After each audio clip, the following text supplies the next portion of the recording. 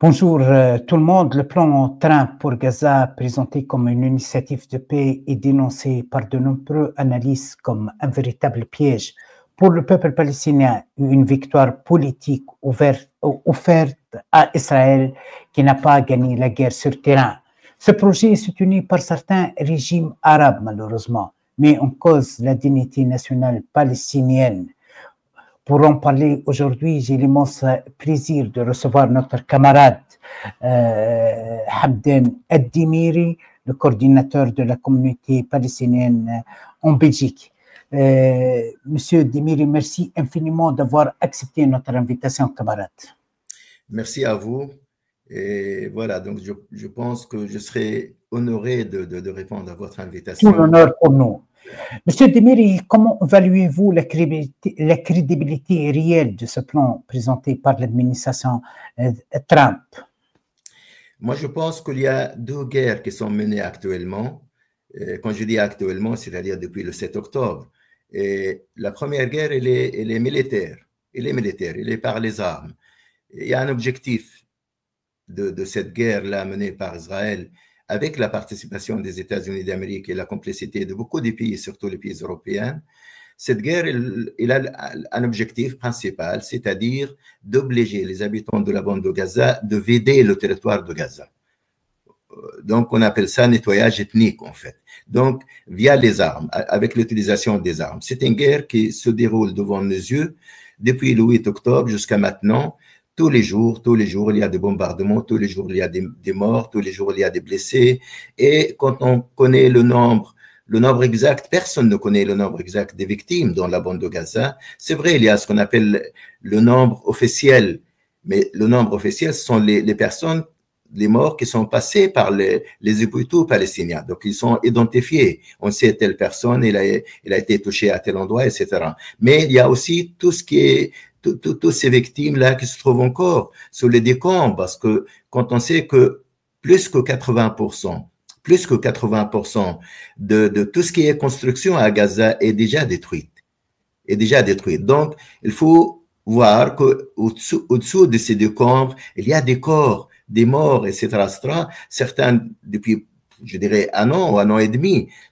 Alors, le jour où ça s'arrête, le jour où on commence à découvrir cette réalité-là, on va découvrir que le nombre de victimes, je parle des morts, je ne parle pas des blessés, c'est pas les 65 000 dont ils sont actuellement identifiés. Il y aura, je dirais, le double, le triple de ce chiffre-là, plus les blessés, plus les disparus, bref. Donc, ça, c'est la première guerre. La deuxième guerre qui est menée aussi par Israël, par les États-Unis, et avec la complicité de certains, je dirais, de certains médias arabes, malheureusement, c'est une guerre de communication. Alors, quand on parle de ce qui est appelé plan de paix, en réalité, c'est pas un plan de paix. Donc, c'est, voilà, en utilisant la communication pour dire, voilà, les États-Unis, finalement, ils veulent arrêter la guerre, ils veulent, comment dirais-je, mettre fin à ce génocide. Bref, ça, c'est la partie communication. Mais quand on va dans le fond de ce qui est le plan de Trump, en réalité, c'est un objectif de soumission totale pour les Palestiniens. Je dirais une capitulation. Les Américains, les Israéliens et ceux qui sont complices avec eux considèrent que les Palestiniens, ils ont déjà perdu dans cette guerre-là. Et comme ils ont perdu, donc ils n'ont qu'à signer leur capitulation. Or, le plan de Trump, Netanyahu, à mon avis, c'est un plan de capitulation, c'est un plan de soumission, et il suffit de décortiquer ce plan-là. Qu'est-ce qu'il y a dedans? Effectivement, on arrive à une conclusion claire et nette que nous sommes devant, je dirais, un plan qui vise la capitulation des Palestiniens et de déclarer publiquement et officiellement que c'est Israël qui a gagné cette guerre et par conséquent, les Palestiniens n'ont qu'à assumer la perte de cette guerre. Or, ce n'est pas vrai. Les Palestiniens résistent encore. Il y a tous les jours de résistance dans la bande de Gaza. On sait le nombre de souffrances, le manque de nourriture, etc. Nous sommes conscients de tout ça. Mais aussi, il y a l'autre volet aussi je dirais, de la résistance palestinienne, c'est aussi la résistance, je dirais, par les armes. l'armée israélienne, elle est en difficulté dans la bande de Gaza. Et elle est soumise, je dirais, à des attaques quotidiennes. Et il y a des pertes quotidiennes dans l'armée israélienne, que ce soit dans les véhicules militaires, que ce soit dans les soldats, etc. Et on sait je dirais les conséquences, les percussions à l'intérieur de l'armée israélienne de ces pertes-là. Les médias, je dirais, les médias israéliens parlent peu sur cet aspect-là, mais parfois il y a effectivement comment dirais-je, des informations qui viennent confirmer que l'armée israélienne à l'intérieur, elle est presque sur le plan psychologique, elle est battue. C'est-à-dire un soldat israélien, la seule chose qu'il a envie, c'est de ne pas aller à Gaza maintenant, surtout les réservistes.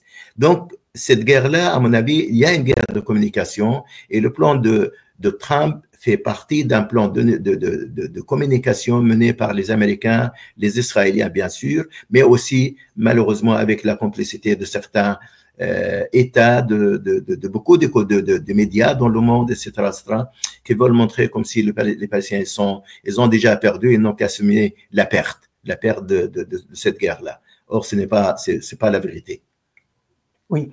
Et comment vous évaluez, quelle est votre lecture concernant le point qui exige la nomination d'un comité de direction pour le territoire de Gaza, et peut-être après pour la Cisjordanie, peut-être après pour le Sinaï, parce qu'on évoque aussi que l'objectif principal, c'est l'établissement, la concrétisation du Grand Israël, peut-être après le Sud Liban et tout. Une commission de direction géré par Tony Blair. Tony Blair, c'est quelque chose qui provoque dans la mémoire des citoyens musulmans arabes. Tony Blair, parmi les responsables de la destruction de l'Irak, parmi les responsables de la destruction de l'Afghanistan, parmi les responsables de l'instauration de terrorisme qui est due à la création d'une situation de vide de l'État, d'absence de l'État, etc. On amène aujourd'hui Tony Blair. D'après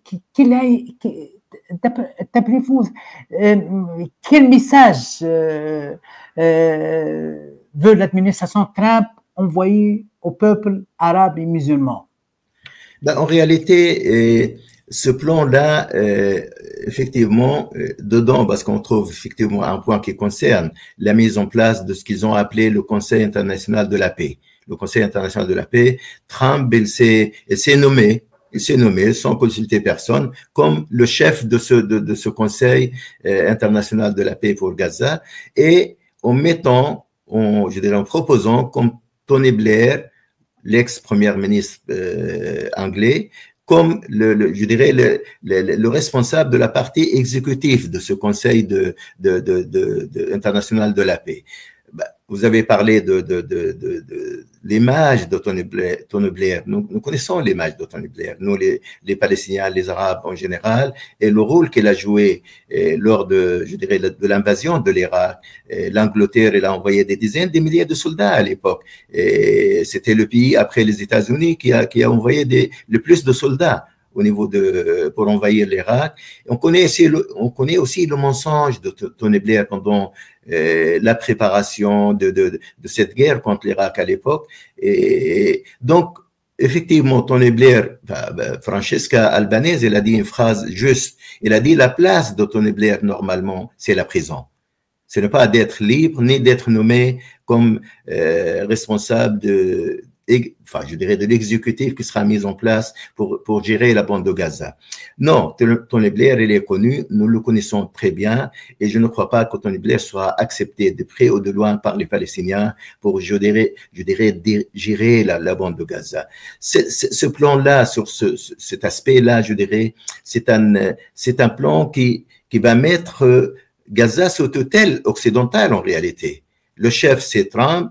La partie exécutive, c'est Tony Blair, et puis ils vont choisir aussi quelques hommes d'affaires d'ici et là, exactement, sous prétexte que ce conseil-là, il va gérer la bande de Gaza.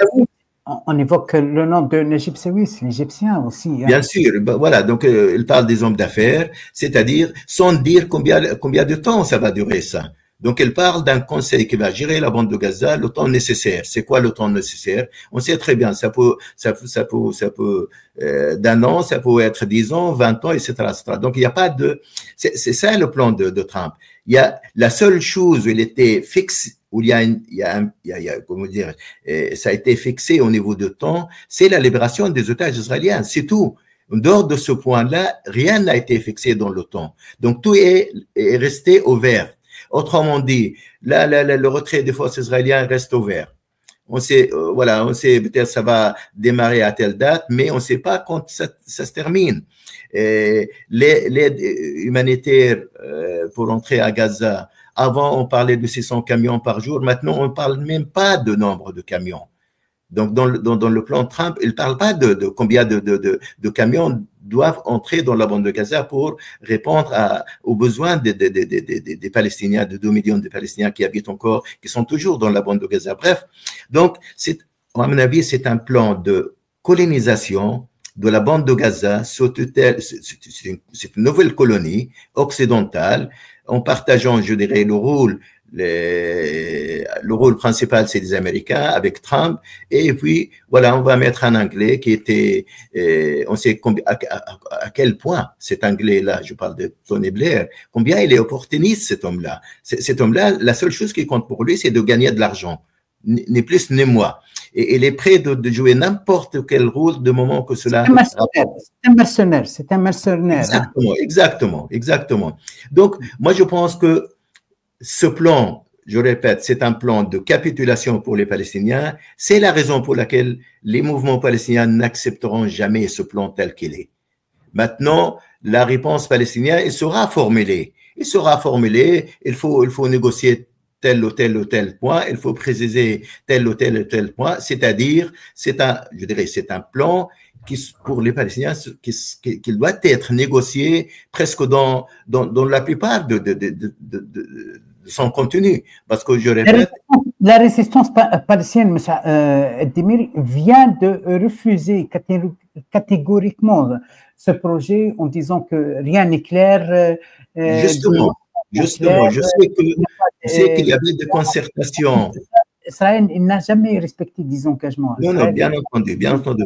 Il y avait des concertations entre le Hamas et les mouvements de résistance palestiniens. Parce qu'il faut savoir qu'on parle toujours Hamas, mais en réalité, c'est l'ensemble des mouvements palestiniens résistent à Gaza.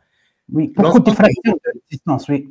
Voilà, donc c'est une résistance, je dirais, diverse, avec beaucoup de groupes, beaucoup d'organisations. C'est vrai, toutes les organisations n'ont pas les mêmes moyens. Hamas, il a plus de moyens que les autres, mais les autres aussi, ils participent à la résistance dans la bande de Gaza. Et maintenant, l'attitude, je dirais, palestinienne, suite à la concertation entre les différents mouvements palestiniens, effectivement, c'est de refuser ce plan-là, mais aussi de dire pourquoi nous refusons ce plan-là, parce que rien n'est clair, je dirais pas clair, ça a été évolué, ça. Tout est laissé, je dirais, ouvert au niveau de l'agenda. Parce que eux, la seule chose qui compte pour les Israéliens, pour les Américains, que je dirais, les otages israéliens soient libérés maintenant, et rapidement. Parce qu'ils donnent 48 heures pour la libération de tous les otages israéliens, ensemble. Et non, libérer tous les otages israéliens ensemble, sans savoir est-ce qu'après les Israéliens ne vont pas continuer leur génocide, leur massacre, leur bombardement, etc.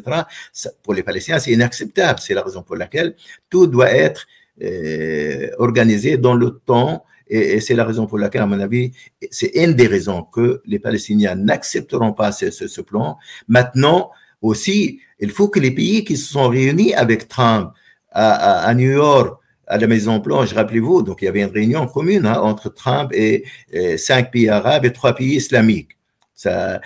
Lors de cette réunion, d'après certaines informations, certaines sources, maintenant surtout américaines, il parle qu'à l'époque, Trump, il a proposé un plan, et puis quand il a annoncé ce plan à la Maison-Blanche en présence de Netanyahou, ce n'est pas la même chose.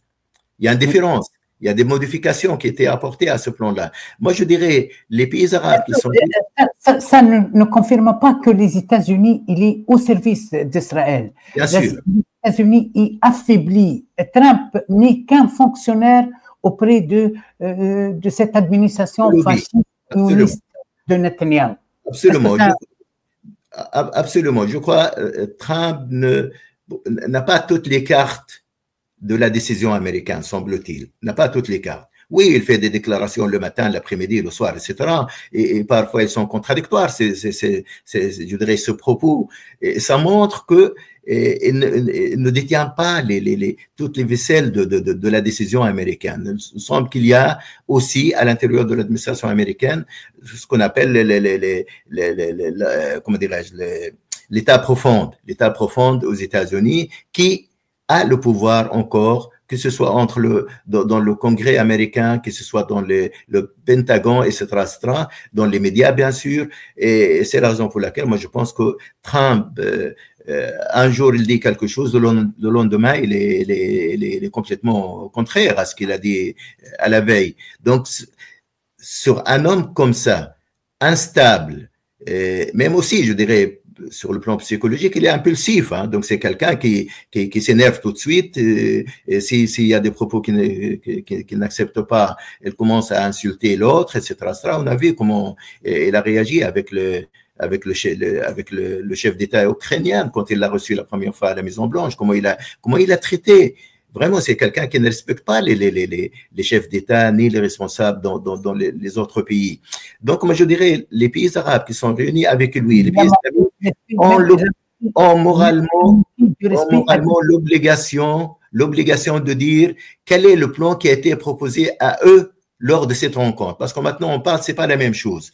Alors, les pays arabes qui étaient présents, ils ont l'obligation morale de dire que nous avons reçu un plan qui n'est pas tout à fait le plan actuel. Donc, ça, c'est au moins, c'est quelque chose, je dirais, qu'ils ont l'obligation morale et politique de le faire. Jusqu'à maintenant, ils ne le disent rien. Tout le monde, comment dirais-je, accueille favorablement le plan de Trump et tout le monde salue les efforts de Trump justement pour mettre fin à la guerre à Gaza, etc. Moi, je pense que c'est pas suffisant et on doit être clair.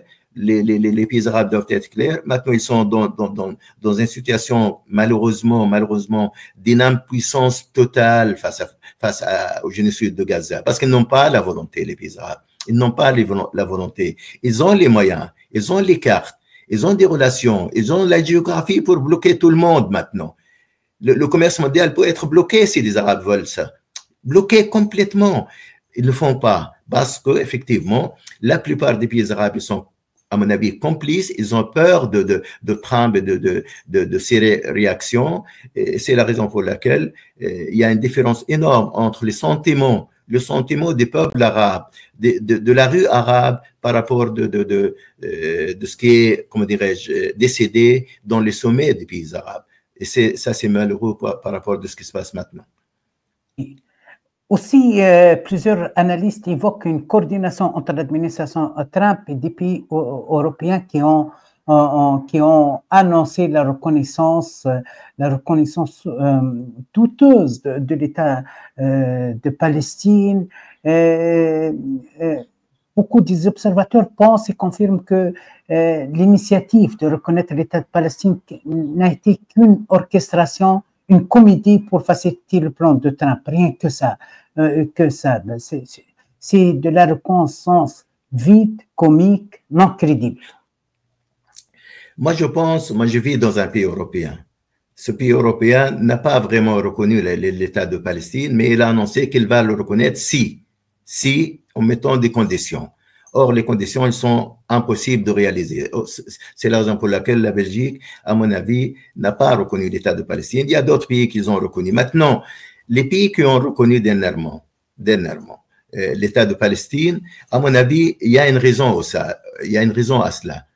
Cette raison-là, à mon avis, moi je l'explique personnellement que ces pays ne veulent pas prendre des mesures concrètes contre Israël. Donc c'est la raison pour laquelle ils essayent de dire, pour les Palestiniens, nous faisons quelque chose, voilà, nous actons la reconnaissance de l'État de Palestine, mais nous n'allons pas prendre des mesures concrètes pour sanctionner Israël, pour punir Israël, pour boycotter Israël, etc. Donc, c'est un moyen de dire que nous faisons quelque chose pour les Palestiniens, mais c'est quelque chose-là, c'est pas le nombre de pays qui va compter au niveau de la reconnaissance ou pas reconnaissance de la Palestine. C'est les actes, c'est les actes. Et les actes, on connaît très bien. Commençons avec l'arrêt total de ce génocide dans la bande de Gaza. Les actes passent aussi par l'arrêt total et le démantèlement des colonies dans les territoires de la Cisjordanie. C'est l'arrêt total de ce qu'on appelle l'apartheid qui est imposé sur l'ensemble des Palestiniens, que ce soit ceux qui ont la nationalité israélienne ou ceux qui sont dans les territoires occupés en 67. Il y a un système d'apartheid et tout le monde comment dirais-je, considère le système israélien comme un système d'apartheid imposé sur les Palestiniens. Donc, moi, je pense que la reconnaissance d'un État palestinien, d'abord pour les Palestiniens, c'est un droit. C'est un droit, ça fait partie de ce qu'on appelle le droit à l'autodétermination. Chaque peuple a le droit d'avoir son État. Seulement, à mon avis, actuellement, la reconnaissance actuelle n'a pas l'objectif vraiment de prendre les actes pour obliger et mettre fin à l'occupation israélienne, au moins dans les territoires de 67. C'est la raison pour laquelle moi je considère que cette reconnaissance n'est pas suffisante. S'il n'est pas accompagné par des mesures, par des sanctions à l'égard d'Israël, en tout cas pour les pays européens, au moins arrêter ce qu'on appelle l'accord d'association entre l'Union européenne et l'État d'Israël. Il y a un accord qui est signé depuis des années entre l'Union européenne et l'État d'Israël qui bénéficie à Israël. Moi, je vais vous donner un exemple que je connais personnellement. C'est un exemple qui concerne ce qu'on appelle les recherches financées par l'Union européenne.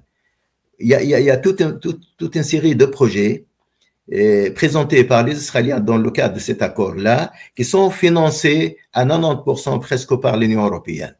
Israël finance presque 10%, 6%, ça dépend de projets. Et ce sont des projets qui touchent tout ce qui est communication avancée au niveau international. Donc l'Union européenne finance, c'est une partie de l'accord d'association, pas seulement ça, parce qu'il y a une autre partie qui concerne le commerce,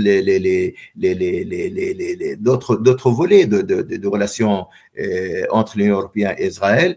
Mais la partie qui concerne les recherches, c'est une partie très importante, parce que ça permet comment dirais-je, à fournir à Israël pas seulement le financement, mais aussi à fournir à Israël les éléments scientifiques aussi pour avancer je dirais, l'industrie israélienne dans le domaine de la communication. On sait très bien, le domaine de la communication avancé, il est utilisé aussi par l'armée israélienne. Sinon, c'est quoi le drone qui assassine tous les jours au Liban et ailleurs, et même dans la bande de Gaza? La plupart des personnes qui sont tuées quotidiennement dans la bande de Gaza, elles sont tuées par des drones envoyés par les Israéliens. Et cela, c'est le fruit entre autres, à mon avis, comment dirais-je, de relations, de coopération entre l'Union européenne, les États-Unis et Israël. Et financer de projets de ce genre-là, c'est participer aussi au génocide qui est commis par Israël dans la bande de Gaza depuis presque 12 ans. Maintenant, on est le 2 octobre, dans 5 jours, ça sera 12 ans complètes de ce génocide qui se déroule dans la bande de Gaza. Oui. Monsieur Dimiri, vous étiez aussi durant 2 ans, je m'excuse, mon caméra bouge un peu, vous étiez durant 2 ans mobilisé, initiateur pour l'action associative et pour l'action de la société civile internationale. Vous êtes parmi aussi les initiateurs de la mobilisation en Belgique pour le Global Flotti Somoud International. Comment vous voyez aujourd'hui la réaction israélienne face à cette mobilisation associative internationale de Global Flotti International Somoud qui a été prise? Moi, je pense que même s'ils ne le disent pas, les Israéliens, le gouvernement israélien, il est conscient du changement qui s'est opéré au niveau international. Il y a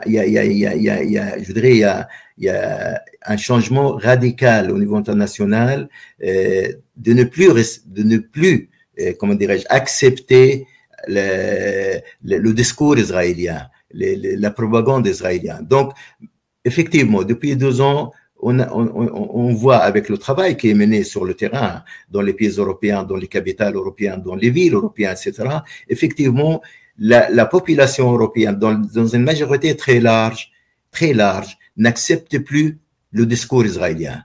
C'est la raison pour laquelle, à mon avis, cette partie-là, ce volet-là, elle va être payante dans l'avenir de notre combat, ici en Europe. C'est-à-dire, des moments que la population n'accepte pas le discours israélien, condamne Israël, condamne les pratiques israéliennes, considère ce que fait Israël est inacceptable. C'est une violation des droits pas seulement des droits internationaux, mais aussi des droits humains, etc., etc. Moi, je pense que ce changement radical au niveau culturel, au niveau moral, etc., qui refuse le discours israélien, c'est un changement très important et comment dirais-je, nous allons avoir les fruits de ce changement-là dans les années à venir. Maintenant, il est vrai aussi que entre l'attitude officielle des pays européens et l'attitude dans la rue européenne, il y a une différence énorme. Et d'ailleurs, grâce à la pression populaire européenne, que certains pays européens sont obligés, leurs gouvernements, ils sont obligés d'apporter certaines modifications dans leur politique. Moi, je le constate en Belgique. En Belgique, nous avons un gouvernement depuis l'année passée, suite aux élections, c'est un gouvernement de droite, voire même de ce qu'on appelle la droite conservatrice.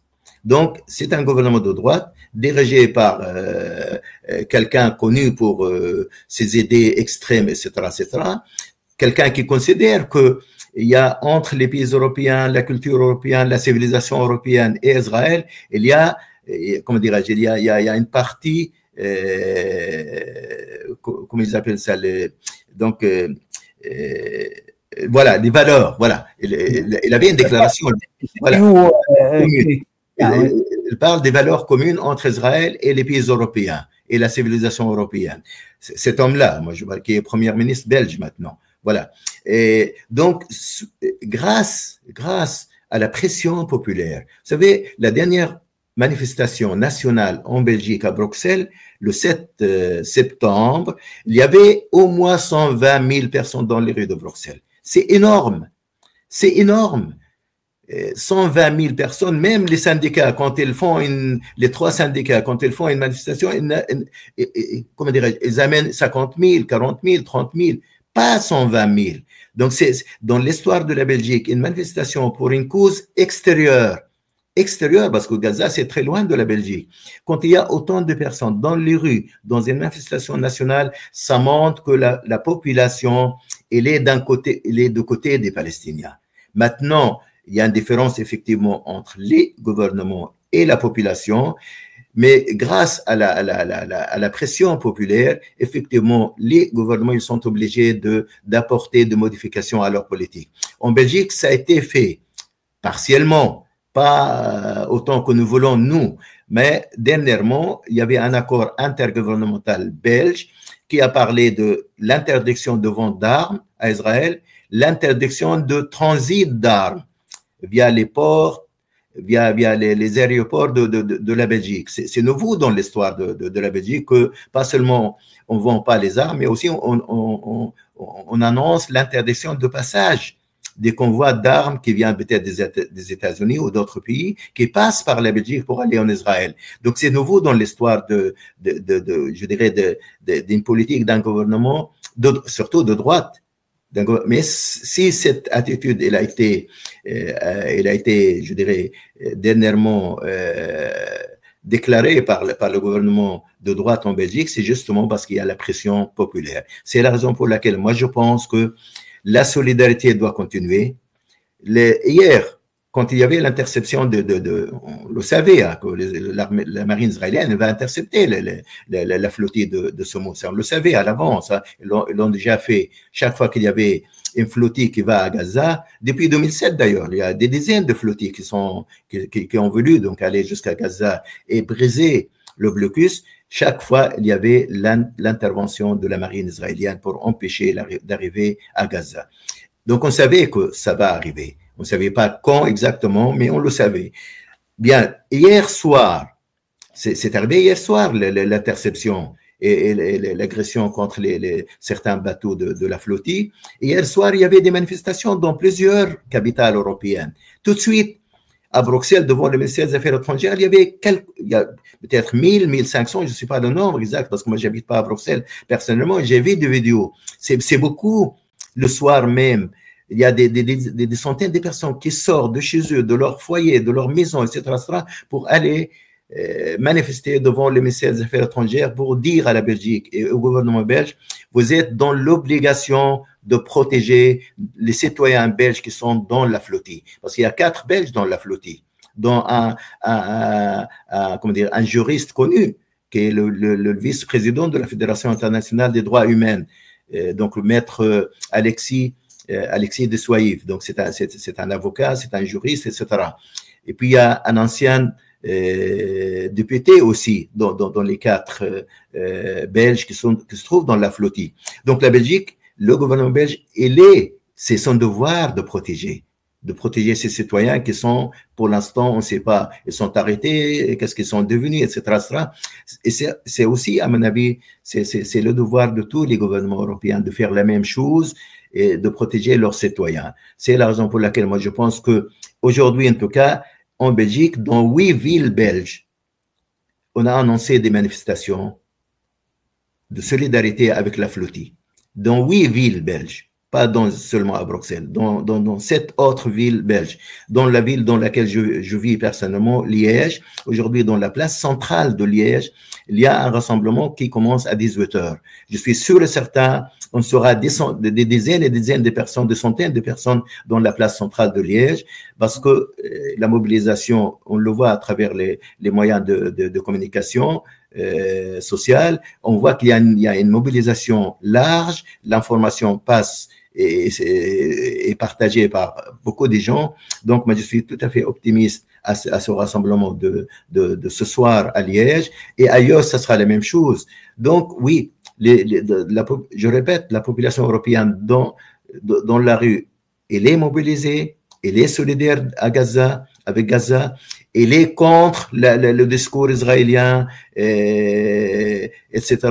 Mais c'est vrai, il faut traduire cette mobilisation de la rue, le sentiment dans la rue, dans les pays européens, dans les décisions des gouvernements européens. Seulement, l'évolution au niveau officiel, c'est une évolution très lente, mais il faut continuer la mobilisation. Merci beaucoup, camarade Hamden Demiri, pour cette analyse approfondie, votre témoignage. Je rappelle que ce plan, loin de résoudre le conflit, constitue un danger pour la dignité et les droits du peuple palestinien. La vigilance et la mobilisation restent plus que jamais nécessaires pour faire entendre une voix libre et crédible face aux projets imposés de l'extérieur contre la cause palestinienne, contre la cause de l'humanité. Merci infiniment, camarades, et merci à bientôt. Merci à vous, à bientôt, oui, Inch'Allah.